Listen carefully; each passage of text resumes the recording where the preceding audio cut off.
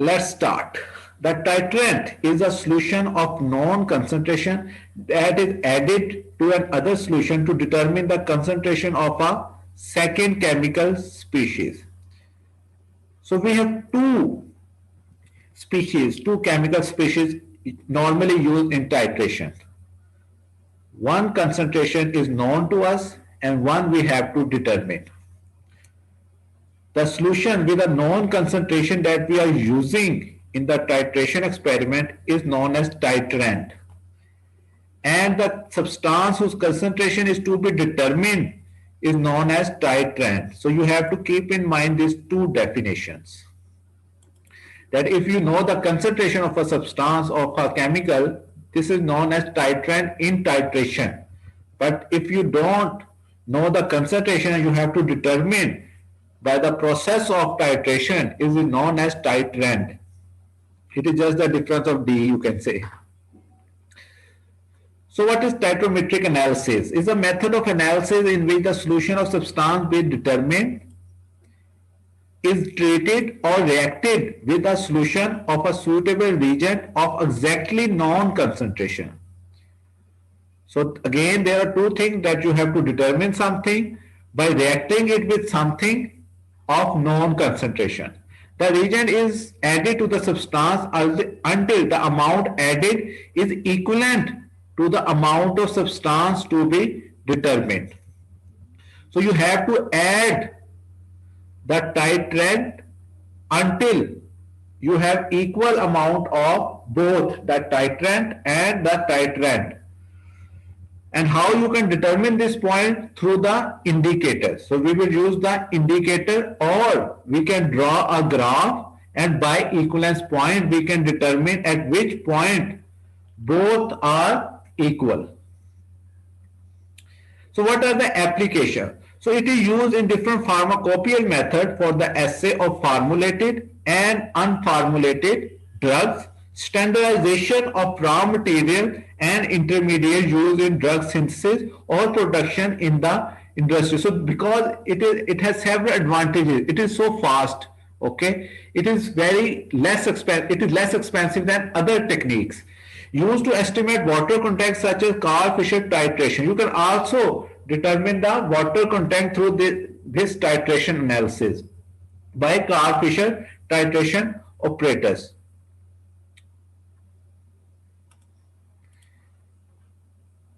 So what are the advantages of titration? So I already told you that it is very high speed, accuracy, it is very automated, it can be automated, it is less expensive than other technique and do not require specialized instrument. You need just burette, pipette and electric balance. You have to just mix them, the acid and base, and then you have to use the indicator, and then you have your results.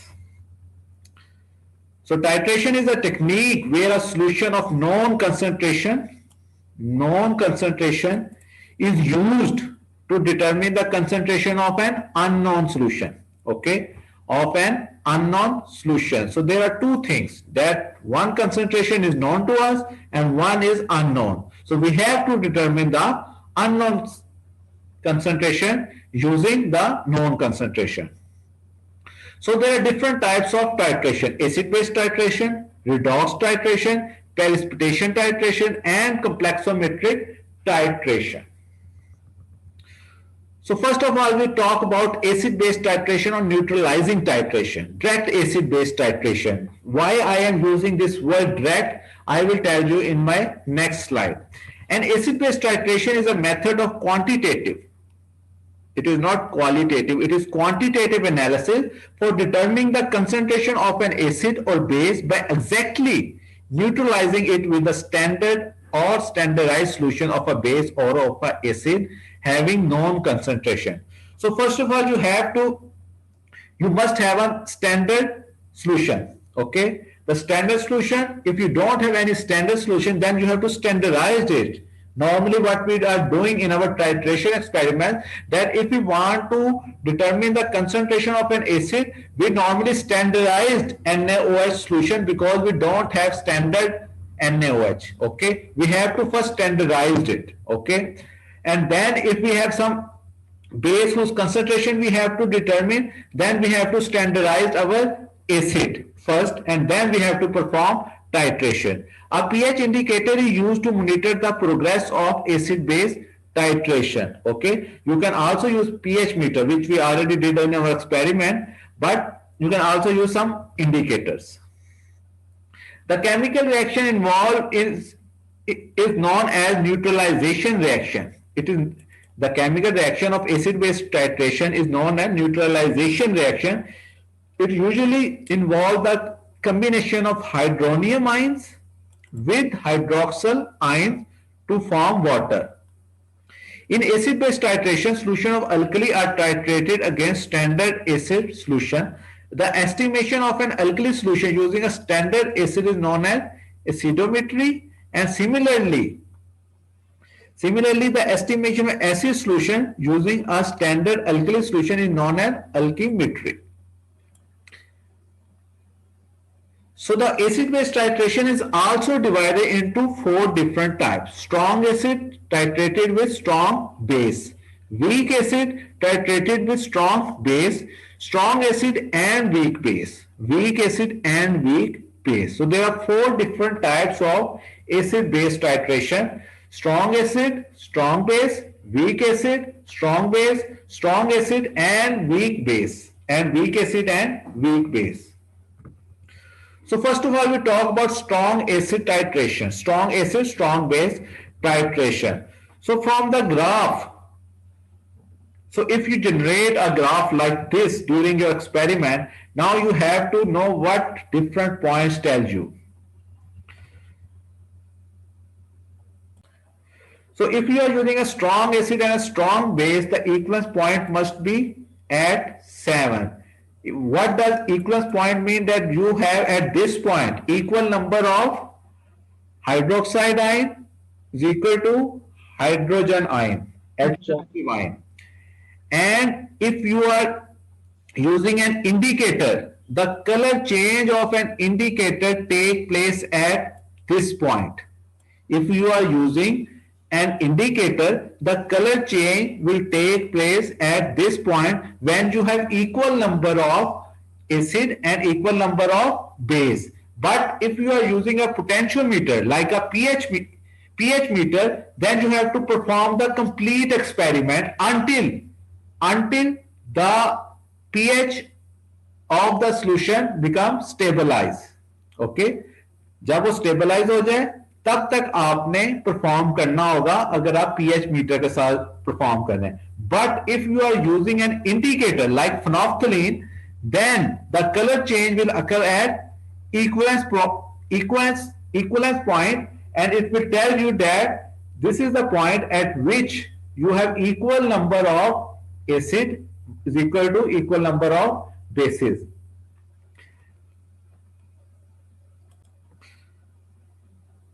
In a strong acid-base titration, the acid and base will react to form a neutral solution. At the equivalence point of the reaction, hydronium ion and hydroxide ions will react to form water, leading to a pH of 7. This is true for all strong acid, strong base titration. An example of this would be titration of hydrochloric acid, which is a strong acid, and sodium hydroxide, which is strong base, to form sodium chloride and water.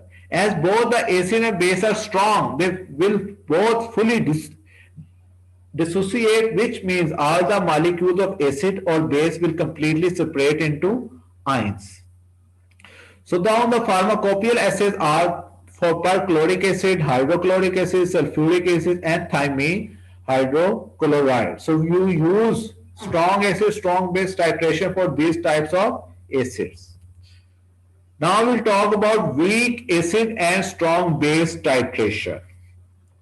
So now you will see that there is sudden increase from I think 3 to 4, and then there is a gradual increase. There is a sudden increase and then there is a gradual increase in weak acid and strong base titration. This gradual increase is also known as buffer region. This gradual increase is also known as buffer region. The titration of weak acid with a strong base involves direct transfer of protons from weak acid to the hydroxide ion. Example of weak acid is acetic acid or aspirin with a strong base which is NaOH.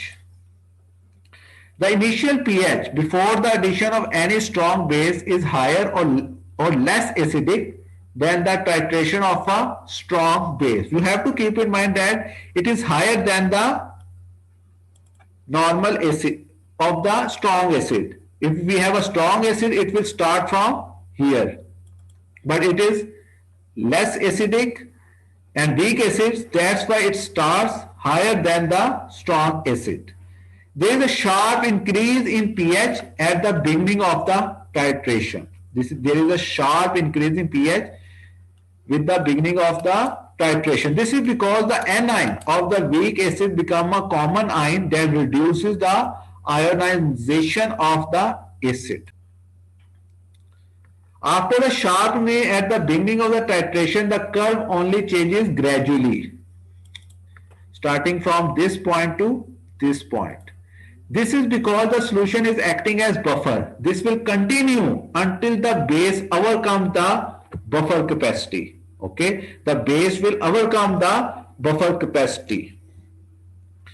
In the middle of this gradual curve, so this is our gradual curve, and in the middle, suppose this is the middle, at this point the concentration of weak acid is equal to the concentration of its conjugate base.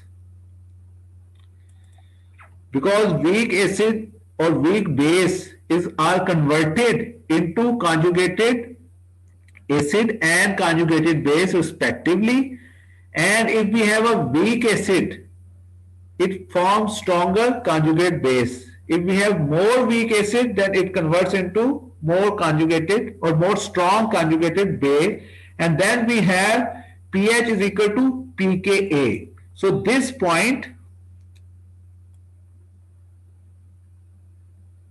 is pKa.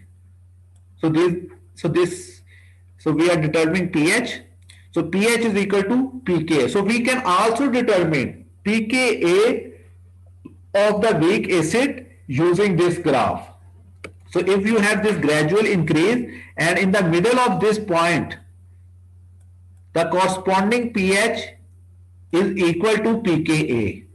So from the graph you can also determine pKa. So you have to keep in mind that from the graph you can determine pKa, and pKa is also, this point is the half neutralization, because the half of the acid has been neutralized, and this is pKa. At the equalence point the pH is greater than 7 because all of the acid has been converted into conjugate base. Because when we don't have the hydrogen, we convert this acid into conjugate base by the addition of NaOH. Now the equilibrium moves backward towards Ha and produce hydroxide ion. Okay, so if we have now more conjugate base, it will react with the water or hydroxide ion to form NaOH. That's why we have equivalence point toward basic side or toward basicity, because we have conjugate base. Weaker the acid, stronger is the conjugate base, because the acid will lose the hydrogen ion easily, and then we have strong conjugated base. That's why we have more equivalence point towards basicity. So what are the pharmacopoeial acids? Benzoic acid, citric acid, and these are the 3 other injections, and nicotine acid tablets. So you can do the weak acid and strong base titration of these acids. So now we will talk about strong acid weak base titration. So it is opposite of the weak acid and strong base. So what you can see in the diagram, same thing, that we have a sudden decrease and then we have a gradual curve, and the middle of the curve is the pKb of the base. What is POH? It is concentration of hydroxide ion. pH is concentration of hydrogen ion. So both are same. So for the base we normally use POH, concentration of hydroxide ion. So at this point pKb is equal to pH. So you can determine pKb of base using strong acid and weak base titration. From the previous diagram, we determine pKa of weak acid, and for this diagram, we can determine pKb for strong acid and weak base titration. And what you will see that if we take the middle of this point A, this is the middle, it is the equivalence point, and it is equal to near 5 or 6. So it is more toward acidity. Why? Because weak base is converted into conjugated acid. Weaker the base, stronger is the conjugate acid. That's why we have equivalence points toward acidity. From the graph, you can analyze that you have strong acid or a strong base, weak acid or a weak base. If you have equivalence points toward acidity, you have weak base. Weak base plus strong acid, we have. Now we'll talk about weak acid and weak base titration. So this method is not very common, and also there is no suitable indicator. Mostly pH meter is used to determine the pH and curve is plotted. And then afterwards you have to decide that you have to consider this weak acid base titration or not. So if you have difficulty in performing weak acid weak base titration, you will perform back titration. You remember in my first slide I said that I am using direct acid base titration. Now we will perform back titration. Back titration means back acid base titration. So what is back or indirect titration? Indirect titration is mostly used when one of the reactant is volatile, or so if you have some components which are volatile, you can use back titration. And acid or base are insoluble, or maybe they are insoluble salt like calcium carbonate, then you will use back titration. The reaction is too slow to start and then stop. Okay, so if you have some very weak acid, very weak base, the pH will not change very fast. Then you have to add a lot of weak base in weak acid. Then it will start very slowly and then it will not stop, or it will stop immediately. You will not know exactly what is going on. Weak acid and weak base titration replaced with back titration. So weak acid weak base titration replaced by back titration. And the end point is also very difficult, which I already mentioned in. So when I am explaining you the graph, that the equivalence point is very difficult to determine in weak acid weak base titration. But how you can perform weak acid weak base titration? So it is two-step titration. It is two-step titration. Reactant A of unknown concentration is reacted with excess reactant B of known concentration. Okay, so you have one reactant A of unknown concentration. You will react without measuring the pH with reactant B. Okay, then a direct titration is performed to determine the amount of excess B. Okay, so first of all you have reactant A, which is maybe acid or base, and then you have reactant B, which is excess, which may be acid or base. Then you react both, and then you will perform a normal titration and perform calculation. Like suppose you have unknown solution of weak acid minus known amount of excess base.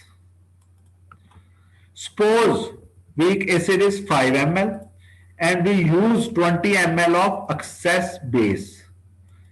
Now 15 ml is titrated against known concentration of an acid.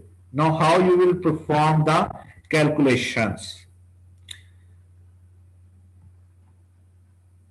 So now these are some new so now these are some indicators. So phenolphthalein, which we commonly use in our lab,